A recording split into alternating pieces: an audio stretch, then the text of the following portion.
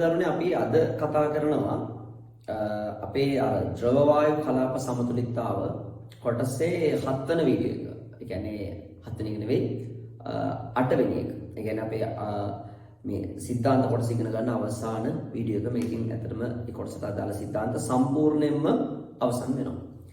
right. එතකොට මෙතනදී අපි කතා කරන්නේ අමිශ්‍ර ද්‍රව පද්ධති ගැන. දැන් අපි ද්‍රව දෙකක් ගත්තොත් අමිශ්‍ර ද්‍රව දෙකක් ජලය සහ තෙල් කියලා හිතන්නකෝ. හරි පොල් තෙල්. එතකොට අපි දාලා තිබ්බොත් ඒක වාචනයකට ජලය සහ පොල් තෙල් කියලා ස්තර දෙකකට දැන් වෙන් වෙලා තියෙන්නේ. ඒතර ජලය ස්තරයේ උඩ තමයි දැන් පොල් තෙල් තියෙන්නේ. එතකොට පොල් තෙල් වලට විතරයිනේ වාෂ්ප වෙන්න පුළුවන්. ද්‍රව ජලයට වාෂ්ප වෙන්න බෑ. එතකොට ඇත්තටම අපිට උඩ කලාපයේ වාෂ්ප වර්ග දෙකක් තියෙනවා කියලා කතා කරන්න බෑ. හැබැයි අපි මේක හොඳට සෙලෙව්වහම මේක මිශ්‍ර වෙන්නේ නැති වුණත් පොඩි පොඩි කැලි වලට කුඩා කුඩා කොටස් වලට කැඩුනහම මේ ජලයටත් වාෂ්ප වෙන්න අවකාශ ඉඩ සැලසෙනවා. එතකොට දැන් තෙලුත් වාෂ්ප වෙනවා ජලයත් වාෂ්ප වෙනවා උඩ දෙකේම සංතෘප්ත වාෂ්ප හට ගන්නවා. එතකොට අර ද්‍රව දෙකේ කෙනෙක් මිශ්‍ර වීමක් වෙන්නේ නැති නිසා එක්කෙනෙක්ගේ වාෂ්ප වීම කෙරෙහි අනෙක් ද්‍රවයේ කිසිම බලපෑමක් ඇති වෙන්නේ නැහැ. ආන්න ඒ වගේ අවස්ථාවක් සම්බන්ධව තමයි අපි දැන් අද මේ වීඩියෝ එකෙන් කතා කරන්නේ. right. අපි උදාහරණයක් විදිහට හිතමු A හා B කියලා ද්‍රව දෙකක් ගමු. A හා B කියලා ද්‍රව දෙක. එතකොට මෙන්න ඔය A හා B කියන ද්‍රව දෙක අන්තර්ගත පද්ධතිය මේක කියලා හිතන්නකෝ. මුලින්ම අපි A කියන ද්‍රවය ගමු. මෙන්න A කියන ද්‍රවය. A කියන ද්‍රවය සංකෘත වාචනය ඇතුලේ මේ විදිහට තිබ්බහම මෙන්න යාගේ වාෂ්පයත් එක්ක මේ ද්‍රවය ගතික සමතුලිතතාවයකට එළඹෙනවා. එතකොට මෙන්න මේ වාෂ්පයයි ද්‍රවය අතර ගතික සමතුලිතතාවයකට ආවට පස්සේ අපි කියන මේ වාෂ්පය සංතෘප්ත වාෂ්පයක් කියලා. මෙයාගෙන් ඇති කරන පීඩනය එයාගේ සංතෘප්ත වාෂ්ප පීඩනයට සමාන වෙනවා. එතකොට B කියන ද්‍රවයත් ඒ විදිහට ගමුකෝ. එන B. එතකොට එයාගෙන් ඇති කරන වාෂ්ප පීඩනය P0 B කියලා ගන්න. මොකද B ද්‍රවය වාෂ්ප වෙලා මේ විදිහට ඒ ද්‍රවයයි වාෂ්පය අතර ගතික සමතුලිතතාවක් හදාගෙන ඔය විදිහට සංතෘප්ත වාෂ්ප පීඩනයක් ඇති කරනවා. අපි හිතුවොත් වාෂ්පශීලීතාව A ගේ වැඩි කියලා B ට වඩා. හරිද? ඊළඟට මේ දෙන්නම එකට දාපු පද්ධතියක් සලකනවා. එකට දැම්මම මහර කිව්වා වගේ ඒත් ඉන්නවා Bත් ඉන්නවා හැබැයි දෙක මිශ්‍ර වෙන්නේ නැහැ. මතු පිට පෘෂ්ඨයේ දෙන්නටම ඉන්න පුළුවන් විදිහට මේක ද්‍රව දෙක සොලවලා right ද්‍රව දෙක සොලවලා මේක මතු පිට පෘෂ්ඨයේ ඉන්න පුළුවන් විදිහට මේක හදාගත්තාම අන්න මේක A වාෂ්පයක් තියෙනවා B වාෂ්පයක් තියෙනවා ඒ විතරක් නෙවෙයි මේ A වාෂ්පය සහ ද්‍රවය අතර ගතික සමතුලිතතාවයටපත් වෙලා B ගෙන් A ගේ ද්‍රවයේ වාෂ්පශීලීතාවට බලපෑමක් ඇති වෙන්නේ නැති නිසා මේ වෙලාවේ ඒකෙන් ඇති කරන සංතෘප්ත වාෂ්ප ඒකෙන් ඇති කරන වාෂ්ප පීඩනය එයාගේ සංතෘප්ත වාෂ්ප පීඩනයටම සමාන වෙනවා. ඒ වගේම මේ B ගෙන් ඇති කරන වාෂ්ප පීඩනය B ගේ සංතෘප්ත වාෂ්ප පීඩනයටම සමාන වෙනවා. ඒ කියන්නේ මේ පද්ධතියේ උඩ තියෙන මුළු පීඩනය එනවා මෙන්න මේ P0 A ධන P0 D වලට. P0 A ධන P0 D වලින් එන මුළු පීඩනය. දැන් බලන්න හොඳට මෙතන A විතරක් තනියම හිටියා. A ගෙන් ඇති කරපු වාෂ්ප පීඩනය යාගේ සංතෘප්ත වාෂ්ප පීඩනයට සමාන වෙනවා. මෙතන B විතරයි B ගෙන් ඇති කරන වාෂ්ප පීඩනය B ගේ සංතෘප්ත වාෂ්ප පීඩනයට සමාන වෙනවා. අතන A හා B ද්‍රව දෙකම තියෙන එකිනෙක අමිශ්‍ර ද්‍රව දෙකක්. එතකොට A ගෙනුත් ඇති කරනවා B ගෙනුත් ඇති කරනවා P0 A දාලා P0 B මුළු පීඩනය සමානයි P total කියන එක සමානයි P0 A දාලා P0 B. දැන් මෙන්න අණු උෂ්ණත්වය T Celsius මෙන්න සංතෘප්ත වාෂ්ප පීඩනය. එතකොට මම මෙහෙම ඇදලා ඔයාලට පෙන්නන්නම්. මේ ඉන්නේ A නම් නෑ මුලින්ම කාගේද වාෂ්පශීලීතාව වැඩි කියලා කියන්නේ? A වාෂ්පශීලීතාව වැඩි කෙනාගේ තාපාංකය අඩුයි. වාෂ්පශීලීතාව වැඩි කෙනාගේ තාපාංකය අඩුයි. ඒ වගේම වාෂ්පශීලීතාව වැඩි කෙනාගේ වාෂ්ප පීඩනයත් වැඩි. කිසියම් උෂ්ණත්වයක් ගත්තාම අපි හිතමු මේ උෂ්ණත්වය කියලා. මේ උෂ්ණත්වයේදී මේ ප්‍රස්ථාරය මේ බලන්න. මෙයාගේ ඇති කරන වාෂ්ප පීඩනය මේකෙන් එනවා. මෙයාගේ ඇති කරන වාෂ්ප පීඩනය මේකෙන් එනවා. එතකොට ඒකේ වාෂ්පශීලීතාව වැඩි නම් ඒකේ වාෂ්ප පීඩනයත් වැඩි. ඒකේ ප්‍රස්ථාරය යනෝනේ උඩින්. එතකොට ඊගේ ප්‍රස්ථාරය යනෝනේ මෙතන. එතකොට මේ උෂ්ණත්වයේදීම තුන්වෙනි පද්ධතිය විදිහට ගත්තොත් A හා B අමිශ්‍ර ද්‍රව දෙක එකම සම්මුඛ පද්ධතියක දාලා නම් ප්‍රතික්‍රියාව කරන්නේ. ඇතිවන මුළු පීඩනය මේ දෙන්නගේම පීඩනවල එකතුවට සමාන වෙනවා. ඒ කියන්නේ මේ උෂ්ණත්වයේදීම ද්‍රව දෙකම එකට තිබ්බහම ඇති කරන පීඩනය තියෙනවනේ. අන්නේ පීඩනය සමාන වෙනවා මේ දෙන්නගේම පීඩනවල එකතුවට. එතකොට ප්‍රස්ථාරය යන්න ඕනේ මේ දෙකටම උඩින්. මෙන්න A සහ B කියන දෙකම ඉන්නවනේ. එතකොට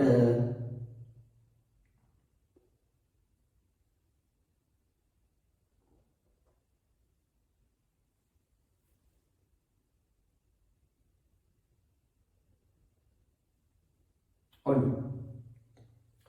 දැන් මේක තමයි මේ B මේ A AB දෙන්නම ඉන්න අවස්ථාව.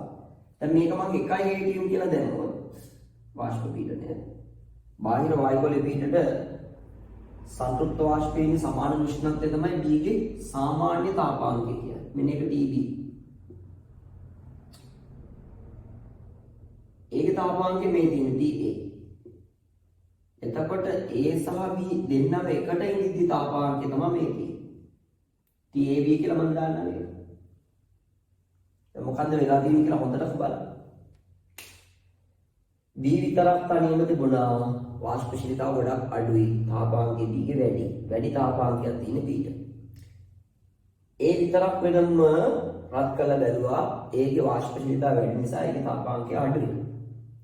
ඊට පස්සේ අර B ඒත් එක්ක එකට පද්ධතියක දාලා රත් කරාම මුළු පීඩනය සමාන වෙනවා A ගේ B ගේ සංතෘප්ත වාෂ්ප පීඩනවල එකතුවට. A ගේ B ගේ සංතෘප්ත වාෂ්ප පීඩනවල එකතුවට. ඒ කියන්නේ A සහ B ගේ සංතෘප්ත වාෂ්ප පීඩනවල එකතු වෙනකොට මුළු පීඩනය A ගේ පීඩනයටත් වඩා වැඩි, B තනියම ඊට පීඩනයටත් වඩා වැඩි. ඒ දෙන්නගේම එකතුවනේ. එතකොට ප්‍රස්ථාරය යන්න ඕනේ මේ දෙකටම උඩින්. වාෂ්ප පීඩනය වැඩි නම් උඩින් එපා යන ප්‍රස්ථාරය. එතකොට මෙන්න උඩින් ගියපු ප්‍රස්ථාරය A සහ B එකට තිබ්බා.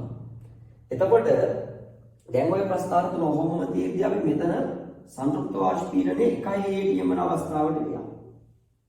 ඕනම ද්‍රවයක සංතෘප්ත වාෂ්ප පීඩනය තියෙනවනේ. ඒක බාහිර වායු වල පීඩන සමාන උෂ්ණත්වය තමයි තාපාංකය කියන්නේ. ඒතර බාහිර වායු වල පීඩන 1 atm. දැන් මෙන්න 1 atm ට සමාන වන උෂ්ණත්වය. B ගේ සංතෘප්ත වාෂ්ප පීඩනය මේ ප්‍රස්ථාරයෙන් පෙන්නන්නේ B ගේ සංතෘප්ත වාෂ්ප පීඩනය. B ගේ සංතෘප්ත වාෂ්ප පීඩනය වායු ගෝලීය එකට 1 atm ට සමාන උෂ්ණත්වය TB. A ගේ සංතෘප්ත වාෂ්ප පීඩනය බාහිර වායු වල පීඩන 1 atm ට සමාන උෂ්ණත්වය TA. දෙන්නම එකට තිබ්බහම මෙන්න වෙලා තියෙන දේ සංතෘප්ත වාෂ්ප පීඩනය බාහිර වායු ගෝලීය පීඩනයට සමාන උෂ්ණත්වය වෙනවා TAB කියලා. ඒ කියන්නේ A සහ B එකට දැම්මට පස්සේ පද්ධතිය නටන උෂ්ණත්වය A ගේ තාපාංකයටත් වඩා අඩුයි B ගේ තාපාංකයටත් වඩා අඩුයි. A හා B දෙකේම තාපාංකයට වඩා අඩු තාපාංකයක තමයි AB මිශ්‍රණය නටන්නේ. ඒක තමයි මේකේ තියෙන අපි ඉගෙන ගන්න තියෙන විශේෂ સિદ્ધාන්තය. හරිද? right. එතකොට තවදුරටත් එනම් පැහැදිලි කරොත් අපිට කියන්න තියෙන්නේ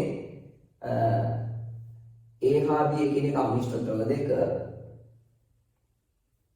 එකම සංයුක්ත බන්ධනක දමා රත් කිරීමේදී එහා බියා මිශ්‍ර ද්‍රව දෙකම එකම බන්ධනක දාලා රත් කිරීමේදී මිශ්‍රණයේ නව තාපාංකය TAB කියන එක කුඩා වෙනවා දෙන්නගේම තාපාංක වලට වඩා. තවදුරටත් අපි කිව්වොත් P0 B ට වඩා P0 A වැඩි. ඊටත් වඩා වැඩි P0 A දන P0 B කියන එක. එතකොට සංයුක්ත වාෂ්පීය අඩුව කියන්නේ තාපාංකය අඩුව. TB අඩුව. එහෙනම් මෙන්න TA TB වැඩිලා සංයුක්ත වාෂ්පීය අඩුව කියන්නේ තාපාංකය වැඩි කියන එක. සංයුක්ත වාෂ්පීය මෙහාට වඩා A ගේ සංයුක්ත වාෂ්පීය වැඩි කියන්නේ තාපාංකය අඩුයි කියන එක. එතකොට මෙතෙන් යනකොට මොකද්ද විශේෂත්වය? දෙන්නම එකට තියෙනකොට A හා B දෙකම එකට තියෙනකොට වාෂ්ප පීඩනය මේ දෙන්නම තනි තනිව ඉන්නවට වඩා වැඩි වෙනවා. එහෙනම් තාපාංකය මේ දෙන්නගේම තනි තනි තාපාංක වලට වඩා අඩු වෙනවා. අන්න TA. මේක තමයි තර්කය. ඒක අපිට මේ ප්‍රස්තාරයෙන් පෙන්නන්න පුළුවන්. මෙහෙම කියලා දාන්න පුළුවන්. right. එතකොට මෙන්න මේ સિદ્ધාන්තය තමයි අපි කියන්නේ දරුවනේ. මොකක් කියලාද? හුමාල ආසවණය. හරිද? හුමාල ආසවණය. කෙටියෙන් කිව්වොත් ද්‍රව දෙකක්. එකිනෙක අමිශ්‍ර ද්‍රව දෙකක් එකම සංවෘත බඳුනක දමා රත් කිරීමේදී මිශ්‍රණයේ තාපාංකය නැත්නම් ද්‍රව සංයුක්තයේ තාපාංකය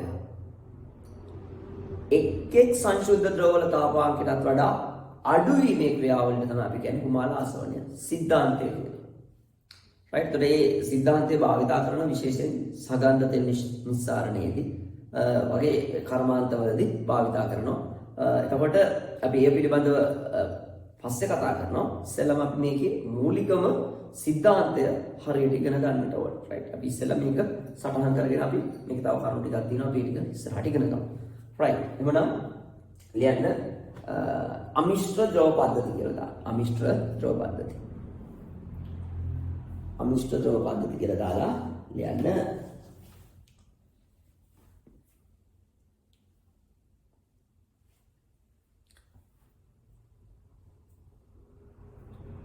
එකිනෙක අමිශ්‍ර ද්‍රව දෙකක්. එකිනෙක අමිශ්‍ර ද්‍රව දෙකක් සංවෘත බඳුනක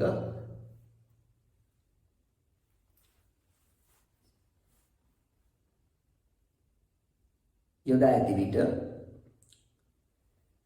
ඝනත්වය අඩු ද්‍රවය ඉහළ පවතින අතර ඝනත්වය වැඩි ද්‍රවය පහළ පවතින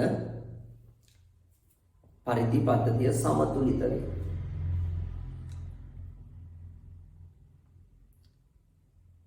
එබැවින් ඝනත්වය අඩු ද්‍රවය පමණක් වාෂ්ප වීම සිදු වේ.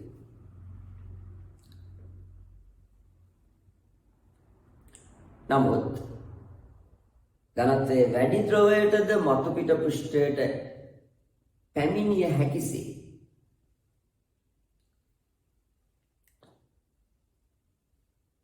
ද්‍රව සංයුක්තය හොඳින් සොලවා වාෂ්ප වීමට හැරිය විට එක් ද්‍රව අනිකාගෙන් ස්වායත්තව වාෂ්ප වේ. එක් ද්‍රව අනිකාගෙන් ස්වායත්තව වාෂ්ප වේ.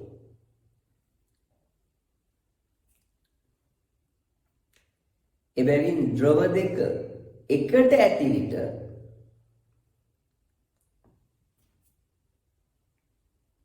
එක් ද්‍රවයෙන් වෙන වෙනම ඇති කරන වාෂ්ප පීඩන ඒවා තනිව ඇති විට ඇති කරන වාෂ්ප පීඩන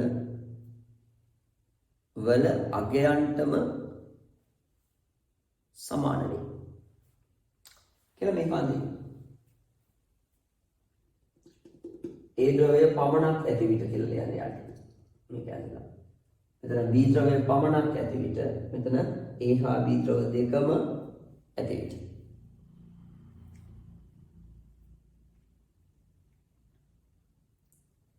A හා B ආදී ද්‍රව දෙකම ඇති විට.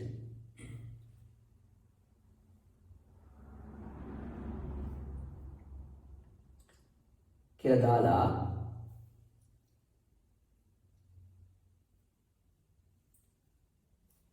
එතකොට කියන්න පුළුවන් ඔයාලට මෙහෙම ඒ ද්‍රවය පමණක් සමෘත බඳුනේ ඇති විට වාෂ්ප පීඩනය P0 Aද B ද්‍රවය පමණක් සංයුත බඳුන තුළ ඇති විට වාෂ්ප පීඩනය P0 Bද නම් A හා B ද්‍රව දෙකම එකට ඇති විට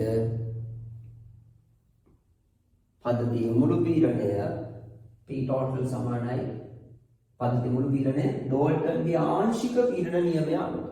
ඊටම වැදගත් කුමාල ආසවණයට දාන්නේ රවුල් නියමය නෙමෙයි. භාගික ආසවණේ රවුල් නියමයෙන් කතා වගේ භාගික ආසවණයට. මෙතන දාන්නේ ඩෝල්ටන්ගේ ආංශික පීඩන නියමය. right? යන ඩෝල්ටන්ගේ ආංශික පීඩන නියමය අනුව PT සමානයි P0 A ධන P0 B. කියලා දාලා ඊට පස්සේ යන මේක.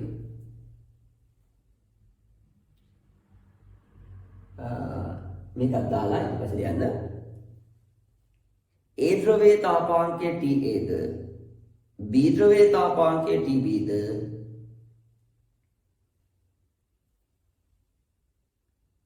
ද්‍රව යුගලයම එකට ඇති විට තාපාංකය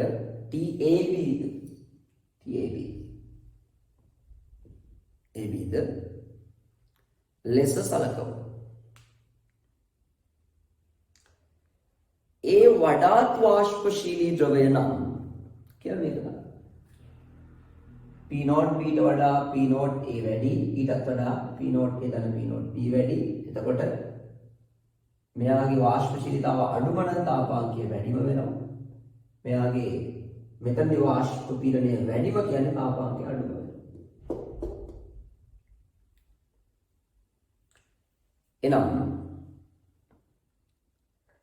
ද්‍රව දෙකම එකට ඇති විට පද්ධතියේ තාපාංකය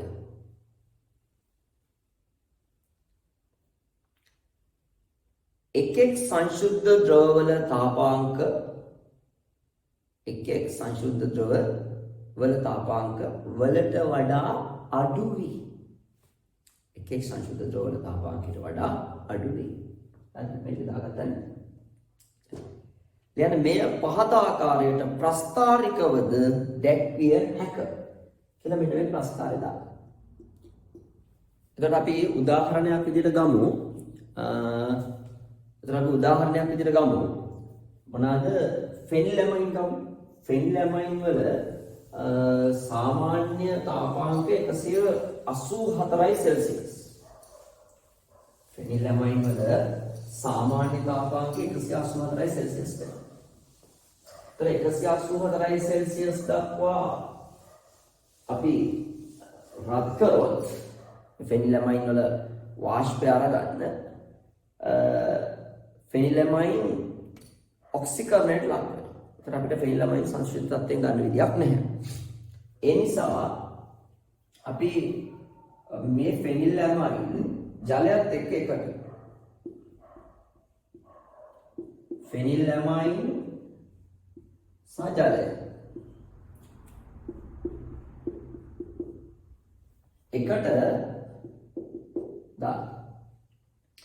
එකට දාලා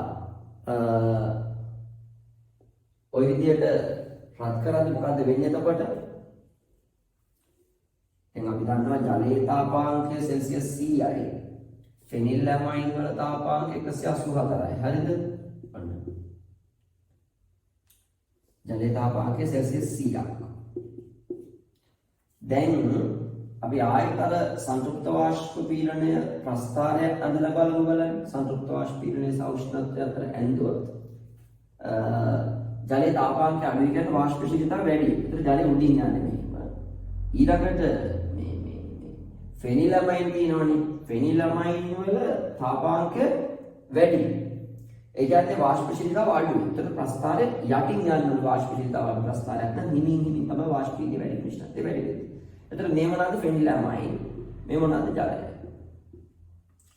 එතකොට දැන් එකයි ATM පීඩනයකදී ඔන්න එකයි ATM නම් පීඩනය මේ ATM වලින් ගමු. එකයි ATM පීඩනයකදී වෙන ෆෙනිලැමයින් වල එකයි ATM පීඩනයක් නේ. එතකොට ෆෙනිලැමයින් වල සංතෘප්ත වාෂ්පීඩනය එකයි ATM කියන බාහිර පීඩනයට සමාන වෙන උෂ්ණත්වය තමයි යාගේ සාමාන්‍ය තාපමානය 184ක් සෙල්සියස්. මේක ජලය සඳහා සෙල්සියස් අංශක 100ක්. එතකොට සෙල්සියස් අංශක 98 දී වගේ ළමයි සෙල්සියස් අංශක 98 දී වගේ එනවා ඔය ෆෙනිලැමයින් වල සංතෘප්ත වාෂ්ප පීඩනය එනවා 7 කිලෝපැස්කල්. ජලය එනවා 94ක් විතර කිලෝපැස්කල්. එතකොට එකතු කරලා බලන්න 98 සෙල්සියස් කියන උෂ්ණත්වයේදීම 101 කිලෝපැස්කල්. ඒ කියන්නේ එකයි ATM වලට වඩා වැඩිනේ. මොකද ATM එකක් කියලා කියන්නේ 100 කිලෝපැස්කල් විතර. මම ATM අයින් කරලා kPa දාන්නම්කෝ කිලෝපැස්කල්. එකයි ATM වලට දාන්න පුළුවන් අපිට 100ක්. හරිද? 100 කිලෝපැස්කල්. 100 කිලෝපැස්කල් වලදී තමයි ඔන්න ෆෙනිලැමයින් වල සංතෘප්ත වාෂ්ප පීඩනය වායු ගෝලීය පීඩනයට සමාන වෙන්නේ 184 සෙල්සියස් උෂ්ණත්වයේ. ඒ ෆෙනිලැමයින් වල සංතෘප්ත වාෂ්ප පීඩනය වායු ගෝලීය පීඩනයට සමාන වෙන්නේ 184. එහෙනම් ෆෙනිලැමයින් වාෂ්පය ලබා ගන්න නම් අපි ෆෙනිලැමයින් රත් කරන්න ඕන 184. 184 රත් කරනකොට ඔක්සිකරණය වෙලා විනාශ වෙලා යනවා. right? එතකොට ජලයත් එක්ක එකට දැම්මට පස්සේ තියෙන විශේෂත්වය තමයි දැන් දෙන්නම එකට ඉන්නකොට ප්‍රස්ථාරය යන්නේ උඩින්නේ. ඕන. එතකොට මම දානක් හදලා පෙන්නන්නේ 98 සෙල්සියස් වෙනකොට තමයි 101ට එන්නේ. ඒ කියන්නේ තාපාංකය නම් දැන් සෙල්සියස් අංශක 98 දක්වා රත් කරනකොට දෙන්නම එකට තියලා 101 කිලෝපැස්කල් වලට එනවා සංතෘප්ත වාෂ්පය. ඒ කියන්නේ මෙන්න මෙහෙට වගේ එනවා. උඩට. එතකොට එන්න ඕනි 100ටනේ. වාෂ්ප වේගන 100ට එන්න ඕනි. එතකොට 98 දී 100කට එනවා කියලා කියන්නේ 94ක් මෙහා පැත්තේදී තමයි 100ට එන්නේ. එහෙනම් මෙන්න 100ට එන උෂ්ණත්වය මම T කියලා දැක්කොත් මේ ත්‍යාගය 98කට වඩා අඩුයි. මොකද 98 දී 101 නේ. එතකොට මෙතන 100ට එන උෂ්ණත්වය දෙන්නගේම වාෂ්ප පීඩන වල එකතුව මගින් 100 කිලෝපැස්කල් උෂ්ණත්වය ලබා ගන්නවා. මේ දෙන්නම එකට ඉන්නකොට 98කට වඩා අඩු උෂ්ණත්වයකදී එන්න ජලය සහ ෆෙනිලැමයින් අපිට ඒකෙන් තහවුරු වෙනවා. ෆෙනිලැමයින් කිසිම ඔක්සිකරණයකින් තොරව එයාගේ ගුණ හානි වීමකින් තොරව බහුවවයවීකරණය වීමකින් තොරව අපිට ලබා ගන්න පුළුවන් වෙන්නේ එයාගේ වාෂ්පය එයා ජලයත් එක්ක එකට මිශ්‍ර කරොත්. එයා තනියම කරොත් ඒක ගන්න බෑ. අන්න ඒ නිසා තමයි අපි කියන්නේ මේ ෆෙනිලැමයින් කියන එක නම් සංශුද්ධ වශයෙන් වෙන් කරලා ගන්න. ඔක්සිකරණයකට හෝ ගුණ හානි වීමකට වාජනය වෙන්නේ නැතුව ෆෙනිලැමයින්ව වෙන් කරලා ගන්න අපිට මේ කුමාල ආශ්‍රවණ සිද්ධාන්තය භාවිත කරන්න පුළුවන්. එතනදී තව විශේෂ දේවල් දැනගන්න ඕනේ කීපයක්. ඒ තමයි දැන් මේකේ වාෂ්ප යනවා ජල වාෂ්පයක් තියෙනවා ෆෙනිලැමයින් වාෂ්පයක් තියෙනවනේ. එතකොට මේකට එක දිගටම කුමාලය වාෂ්ප කරන්න කුමාලය පොම්ප කරන්න ඕනේ. රත්තු මිශ්‍රණයට කුමාලය එක දිගටම මේවන්න ඕනේ. මොකද මේකෙන් ඉවත් කරලා යනවා මොනවාද? කුමාලය සහ කුමාල වාෂ්ප සහ ෆෙනිලැමයින් වාෂ්පය මේකෙන් ඉවත් වෙනවා. ඉවතට ගන්නවා. ඒ ගන්න එකත් අපි කන්ඩෙන්සරයක් දාලා ද්‍රව කරන්න ඕනේ. ඒ ද්‍රව කරලා ගත්තට පස්සේ මේ ද්‍රව දෙක එකිනෙක අමිශ්‍රයිනේ. ඒතර ඝනත්වය වැඩි එක්කෙනා යටට යනවා. ෆෙනිලැමයින් යටට යනවා. ජලය උඩ තියෙනවා. ඒතර ඝනත්ව වෙනස් නිසා සහ ද්‍රව දෙක එකිනෙක අමිශ්‍ර නිසා අපිට පහසුවෙන් මේ ද්‍රව දෙක වෙන් කරලා ගන්න පුළුවන්. රයිට්? හරි. ඒකත් නෝට් එකේ ලියා ගන්න. එතකොට උදාහරණ ලෙස ෆෙනිලැමයින් සලකමු. එහි සාමාන්‍ය තාපාංකය 184 සෙල්සියස් වන අතර 184 සෙල්සියස් වන අතර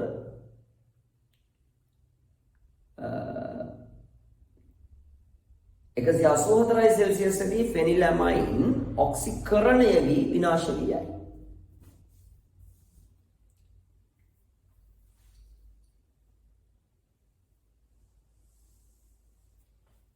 එහෙත් ෆෙනිලැමයින් ජලය සමග එකට රත් කිරීමේදී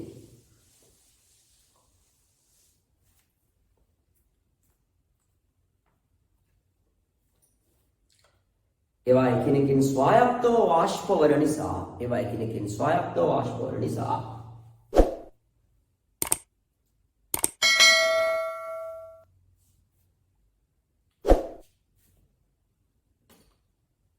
පද්ධතිය මුළු වාෂ්ප පීඩනය ලෙස ද්‍රව දෙකේම සංතෘප්ත වාෂ්ප පීඩනවල එකතුව ලැබේ.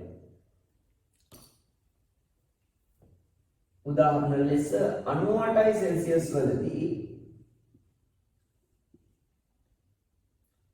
ෆෙනිලැමයින්හි සංතෘප්ත වාෂ්ප පීඩනය 7 කිලෝපැස්කල් වන අතර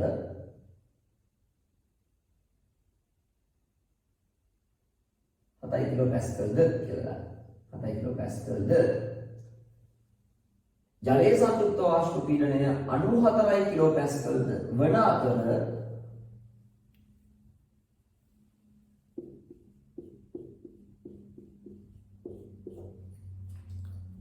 එවිට පද්ධතිය මුළු පීඩනය 101 කිලෝපැස්කල්. එනම්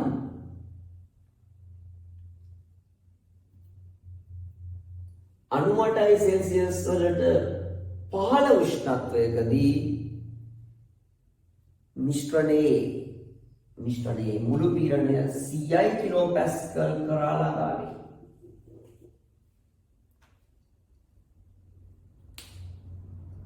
එනම් 98 සෙල්සියස්ට පහළ උෂ්ණත්වයකදී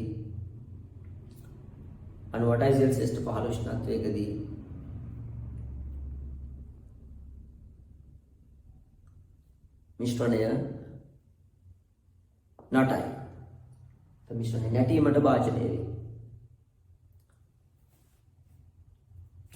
මේ පහත ආකාරයට ප්‍රස්තාවිකවද පෙන්විය හැක කියලා වුණා මේකක් ගන්න. PA ෆෙනිලැමයින් ජලය ෆෙනිලැමයින් දෙකම එකට ඉන්න අවස්ථාව 184යි 100යි 98ට වඩා අඩු උෂ්ණත්වයක්. මේ පැත්ත දාගන්න. මේක සංතෘප්ත වාෂ්ප පීඩනය kPa කිලෝපැස්කල්. ප්‍රස්තාරයක් දාගන්න.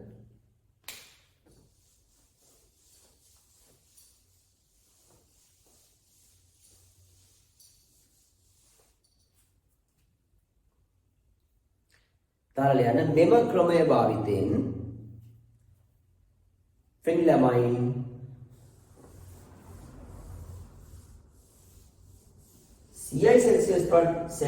සෙල්සියස් උෂ්ණත්වයට වඩා පහළ උෂ්ණත්වයකදී සංශුද්ධව වෙන් කරගත හැකියි.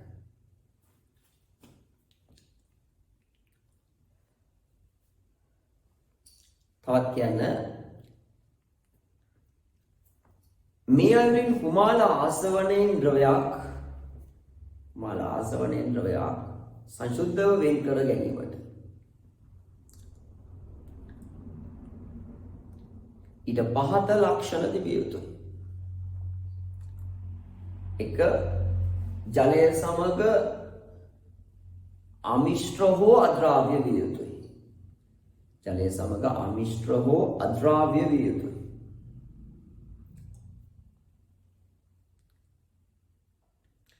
දෙක ඉහළ සාපේක්ෂ අණුක ස්කන්ධයක් තිබිය යුතුයි.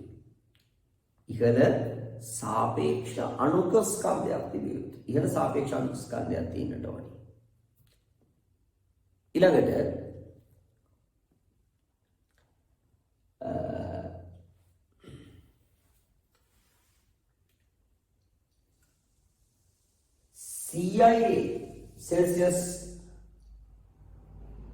සෙල්සියස්ට ආසන්න උෂ්ණත්වවලදී ඉහළ වාෂ්ප පීඩනයක් තිබිය යුතුයි. ඉහළ වාෂ්ප පීඩනයක් තිබිය යුතුයි.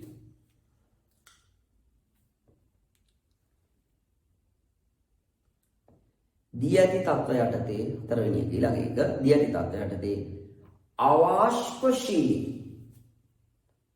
අවාෂ්පශීලී සංඝටක වලින් යුක්ත වේ යුතුයි. අවාෂ්පශීලී සංඝටක වලින් යුක්ත වේ යුතුයි. right.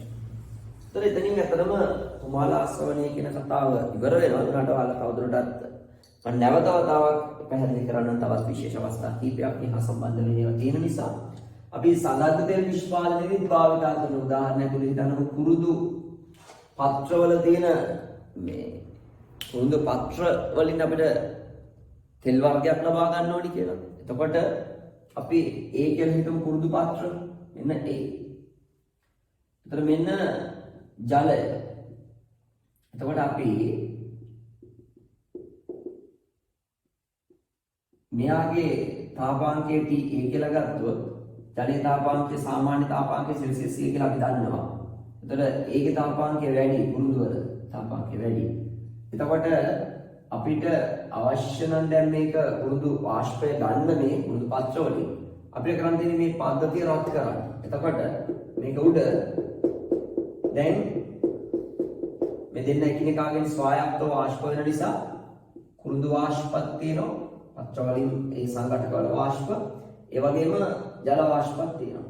එහෙනම් දැන් ආයතර කතන්දරේ තමයි කියන්න තියෙන්නේ. එතකොට අපි ප්‍රස්තාරිකව බැලුවොත් මෙන්න පීඩනය ATM වලින් මෙන්න උෂ්ණත්වය. එතකොට අපි ගත්තොත් ඒ වාෂ්පශීලතාව අඩුයි කියන්නේ යටින් ප්‍රස්ථාරය. මේක A නේ. එතකොට මෙන්න ජලය. ජල ජලය. එතකොට මෙන්න එකයි ATM. අතර ATM කියන එක දාලා තියෙන නිසා මෙතන මම එකක් කියලා දාන්න. එක.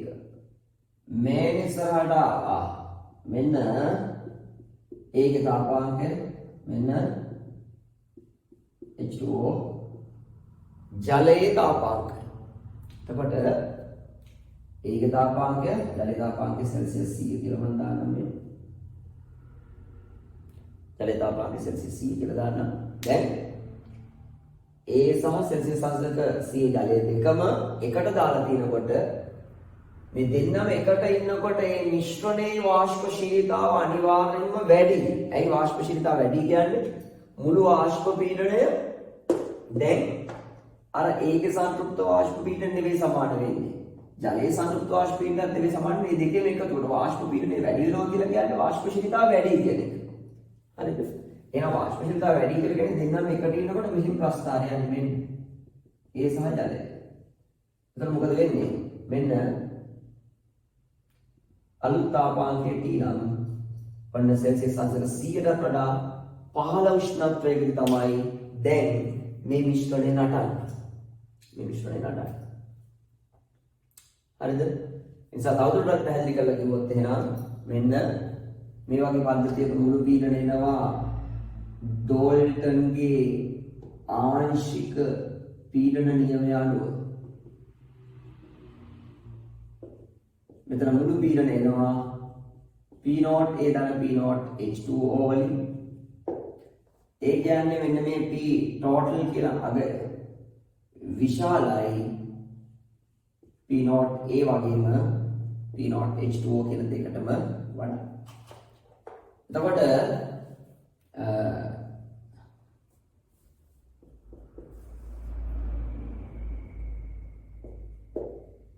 වාෂ්ප පීඩනය අඩුම වෙන්නේ A කෙනා තාපාංකය වැඩිම වෙන්න ඕනි කාගේද A. මෙන්න TA මෙන්න TH2O එහෙම නැත්නම් මේක දාන්න පුළුවන් CI සෙල්සියස් කියලා. අන්න එතකොට ඊට වඩා අඩු වෙනවා කාගේද? මෙන්න මේ නව මිශ්‍රණයේ තාපාංකය 100ට වඩා අඩු.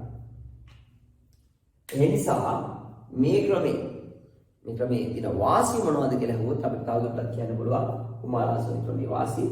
මෙන්න මේ ජලය දැන් මෙතන වාෂ්ප දෙකක් තියෙනවානේ. ඒ සහ ජල වාෂ්ප. ඒතර මේක ඝනීභවණය කරාම ලැබෙන ද්‍රව ජලය යලි යලිත් භාවිතයට ගන්න පුළුවන් අපිට. එහෙනම් ඒක එක ප්‍රයෝජනයක්. දෙවෙනි ප්‍රයෝජනයේ විදිහට දෙවෙනි වාසිය විදිහට ඊළඟ වාසිය විදිහට කියන්න තියෙන්නේ මේක බහුඅවයවීකරණය වෙන එකකින් වළක්ව ගන්න පුළුවන්, ඔක්සිකරණය වෙන එකකින් වළක්ව ගන්න පුළුවන්, ඉහළ උෂ්ණත්වවලදී සිදුවන ගුණ හානි වීම වලින් වළක්වගෙන පහළ උෂ්ණත්වයකදී අදාළ සංයෝගයේ වාෂ්පය, සංශුද්ධ වාෂ්පය අපිට වෙන් කර ගැනීමේ හැකියාව තියෙනවා. ඊට අමතරව පහළ උෂ්ණත්වයකදී වැඩේ කරන්න පුළුවන් කියන්නේ ඉන්ධන, වැය වෙන ඉන්ධන ප්‍රමාණය අඩුවක් තියෙනවා. රයිට්. එහෙනම් අපි අවසන් වශයෙන් මේ කොටස් ටිකක් දාගමු දරුවනේ ලියන්න. කුරුදු පත්‍රවලින් කුරුදු තෙල් ලබා ගැනීම සඳහා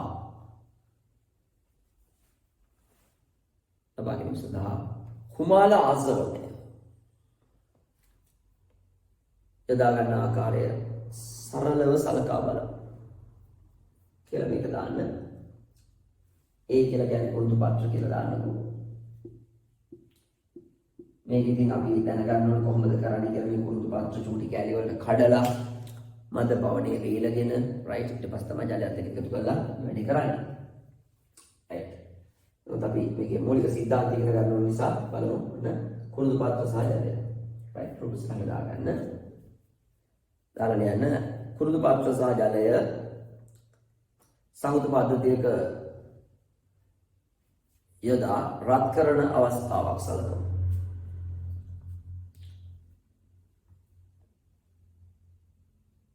ජලයේ සංතෘප්ත වාෂ්ප පීඩනය P0 H2O ද කුරුදු වල සංතෘප්ත වාෂ්ප පීඩනය P0 A ද නම් ඩෝල්ටන්ගේ ආංශික පීඩනයම අනුව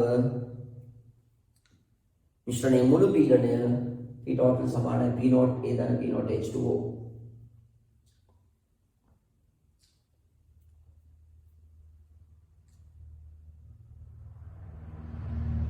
ඒ ද්‍රවයේ තාපාංකය T ද මිශ්‍රණයේ තාපාංකය T ද නම් කියලා මේකක් ගන්න. මුළු පීඩනය වැඩි ඉඳන් දෙන්නට වඩා ජලයටත් වඩා P0 එකකට වඩා වැඩි. ඒතර තාපාංක කියන මොකක්ද කියන්නේ වාෂ්පීකයේ වැඩි මේකේ තාපාංකය අඩු. වාෂ්පීකයේ අඩු මේකේ තාපාංකය වැඩි. එහෙනම් මිශ්‍රණයේ තාපාංකය සෙල්සියස් 100ට වඩා වැඩි. ඒක දාලා මිශ්‍රණයේ තාපාංකය එබැවින් මිශ්‍රණයේ තාපාංකය සෙල්සියස් 100ටත් වඩා අඩුයි. මේ පහත ආකාරයකට ක්‍රස්තාලිකව දැක්විය හැකියි කියලා මේකක් දාන්න.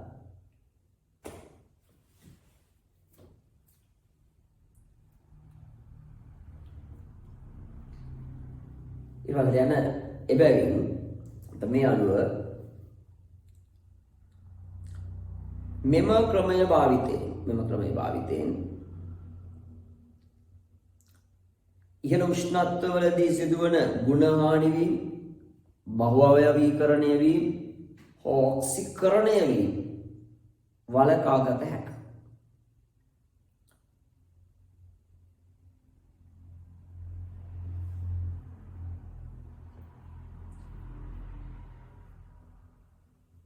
ජලයේ උෂ්ණත්වයටත් වඩා සෙල්සියස් 100ට වඩා පහළ උෂ්ණත්වයකදී අදාළ ක්‍රියාවලිය සිදු කරගත හැකි නිසා වැයවන ඉන්ධන ප්‍රමාණය අඩුයි. වැයවන ඉන්ධන ප්‍රමාණය අඩුයි.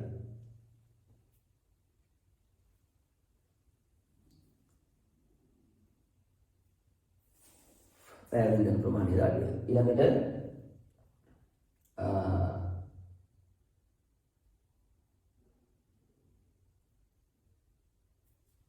යොදා ගන්නා ජලය නැවත